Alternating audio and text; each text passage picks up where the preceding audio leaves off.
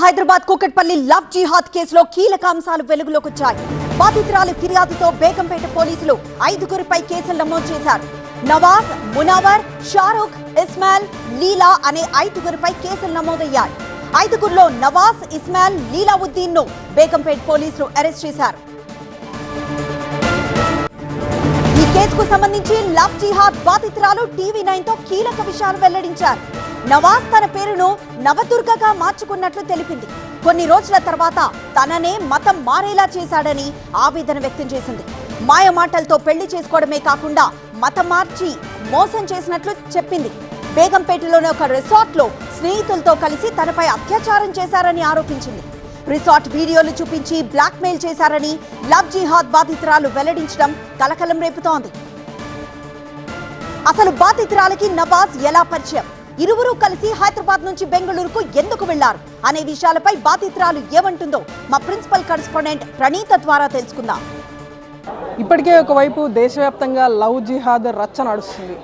ఇదే సమయంలో హైదరాబాద్లో మరొక లవ్ జిహాద్ కేసు తెర మీదకి వచ్చింది. కుకట్పల్లి సెంట్రిక్ జరిగినటువంటి లవ్ జిహాద్ కేసులో బాధితురాలు మీడియా ముందుకు వచ్చింది. తాను ఒక సాఫ్ట్వేర్ డెవలపర్గా పనిచేస్తుంది. అసలు ఈ లవ్ జిహాద్ ట్రాప్లో ఎట్లా ఈ అక్యూజ్డ్ దించాడో ఆ బాధితురాలతో మాట్లాడే ప్రయత్నం చేద్దాం. ఏం జరిగింది, అసలు మీరు ఏం చేస్తారు ప్రొఫెషనల్గా? సో ఈ లవ్ జిహాద్ ట్రాప్లోకి మీరు ఎలా ఇరుక్కున్నారో చెప్పండి. నేను సాఫ్ట్వేర్ డెవలపర్ అండి, కాగ్నిజెంట్లో చేసేదాన్ని. అని ఆగస్ట్లో అనిపించేశాడు అతను జాబ్ అవసరం అంటే నువ్వు వెళ్ళొద్దు అని అది ఇది అని చెప్పి. ఎట్లా పరిచయం? షాప్ రెంట్కి వచ్చాడు మ్యామ్. దాని తర్వాత బిజినెస్ అని చెప్పి పరిచయం పెంచుకున్నాడు. నో బ్రోకర్లో పెట్టాను. టూ లెట్ అని ఏం పెట్టలేదు, నో బ్రోకర్లో పెట్టాను. అలా వచ్చాడు మా ఇంటికి. అండ్ ఇలా ఫ్యామిలీని కల్పిస్తాను అది అని చెప్పి మంచి ఫ్రెండ్షిప్ ఒకటి క్రియేట్ చేశాడు మా మధ్యలో. అంత ఇష్టపడుతుంది. రిసార్ట్కి తీసుకెళ్ళి ఒక 3-4 డేస్ ముందు ఫ్రెండ్షిప్ అని చెప్పి మే 17th. దాని తర్వాత బిజినెస్ అని చెప్పి నాతో అంటే నేనైతే ఫ్రెండ్షిప్ వేలో తీసుకున్నాను దాన్ని. కానీ వాళ్ళ ఫ్యామిలీ వస్తుంది, రిసార్ట్కి వెళ్దాం పదా అని చెప్పి, అంటే వాళ్ళ ఫ్యామిలీ వస్తుంది అక్కడ వాళ్ళతో కలవచ్చు అది ఇది అని చెప్పి పద తీసుకెళ్ళని వెళ్ళాడు.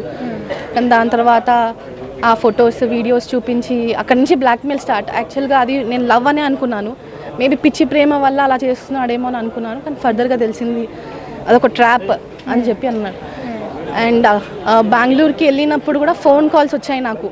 వాళ్ళ ఫ్రెండ్స్ చెప్పారనమాట, ఇది ఇలా అంటే వాళ్ళు సెట్ చేసిన ట్రాప్ అది ఇది అని చెప్పి ఫోన్ చేశారు. దాని తర్వాత కాదు ట్రాప్ కాదు, నువ్వు ఎవరి పేరు ప్రపోజ్ చేసిండా, మీకు పెళ్లి చేసుకుంటానని హామీ ఇచ్చిండా? ఎట్లా జరిగింది అసలు? రిసార్ట్కి అంత ధైర్యంగా ఎలా వెళ్ళగలిగారంటే? అంటే హిందువులా కన్వర్ట్ అయ్యానని చెప్పాడు కదా మ్యామ్. రోస్ట్ కెఫేకి తీసుకెళ్ళాడు నన్ను. అక్కడ సర్టిఫికేట్ చూపించాడు హిందువులా కన్వర్ట్ అయ్యానని చెప్పి. అదొకటి నమ్మడం జరిగింది. దాని తర్వాత వాళ్ళ అక్కతో మాట్లాడించాడు, సొంత అక్కతోటి. ఫిజికల్ అసాల్ట్ చేశారు మీ మీద. ఎంతమంది అప్పుడు ఉన్నారు? మీరు రూమ్లో అయితే ఒకటే కనిపించాడు మ్యామ్ నాకు అప్పుడు. దాని తర్వాత నన్ను ఫ్లాట్లో తీసుకెళ్ళి అంతమంది వాళ్ళ తమ్ముళ్ళు వాళ్ళందరూ చేశారు. ఫస్ట్ నైట్ రోజు అదేదో ప్రతిసారి వాళ్ళు జ్యూస్ కానీ డ్రింక్ కానీ తాగిపించేవాళ్ళు మ్యామ్ నాకు. అందులో ఏం కలిపి ఉంటుందో తెలీదు. అది తాగిన తర్వాత అసలు నేనులాగా ఉండను. అలా వాళ్ళు అలా చేశారు. ఇప్పటి వరకు ఎన్నిసార్లు ఇచ్చింటాడు అట్లాంటి డ్రింక్ మీకు? ఆల్మోస్ట్ 3-4 టైమ్స్ అయితే ఇచ్చి ఉంటారు మ్యామ్ నాకు తెలిసి. సో ఇట్లా లవ్ జిహాద్ పాల్పడ్డాడు అని ఎప్పుడు డౌట్ వచ్చింది మీకు? మేడం వాళ్ళని కలిసిన తర్వాత. అసలు అంటే నాకు జరిగినది నేను ఇంకా చెప్పాలి. మేము ముగ్గురం చచ్చిపోవడానికి రెడీ అయిపోయాం మ్యామ్, నేను మా మమ్మీ చెల్లి. ఇంకా అంటే ఎప్పటి నుండి అతడితో ఈ విధంగా విభేదాలు వచ్చాయి మీకు, అది చెప్పండి. బెంగళూరులో నుంచి మ్యామ్. బెంగళూరుకి ఎందుకు వెళ్ళారు? అదే అక్కడ రమ్మని చెప్పాడు మ్యామ్. అక్కడ వచ్చి అంటే నన్ను తీసుకొని పారిపోతాను అక్కడి నుంచి చెప్పాడు. అక్కడే చెప్పాడు బెంగళూరులో. అండ్ ఇలాంటి వాళ్ళని నమ్మకండి. మెయిన్ ముస్లిం, అసలు హిందూ అమ్మాయిలను ముస్లిం జోలికి వెళ్ళొద్దని అడుగుతున్నాను. వాళ్ళు ఎంత మారిపోయి వచ్చినా కానీ ఏదన్నా ఒక క్లూ దొరుకుతుంది మనకి.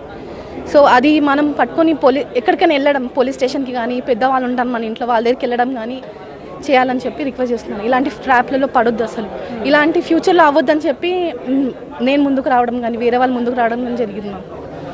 రైట్, అది బాధితురాలు చెప్పినటువంటి వర్షన్ ఇది. ఇప్పటి వరకు తనకు జరిగినటువంటి నష్టాన్ని ఇంకా మీదట వేరే అమ్మాయికి రాకూడదంటే ఖచ్చితంగా ఇలాంటి స్టెప్ తీసుకునేటప్పుడు ఖచ్చితంగా ఫ్యామిలీతో డిస్కస్ చేయండి అంటూ కూడా బాధితురాలు చెప్పినటువంటి వర్షన్. విడుదల శ్రీకాంత్, ప్రెస్ క్లబ్ నుండి ప్రణీత, టీవీ9.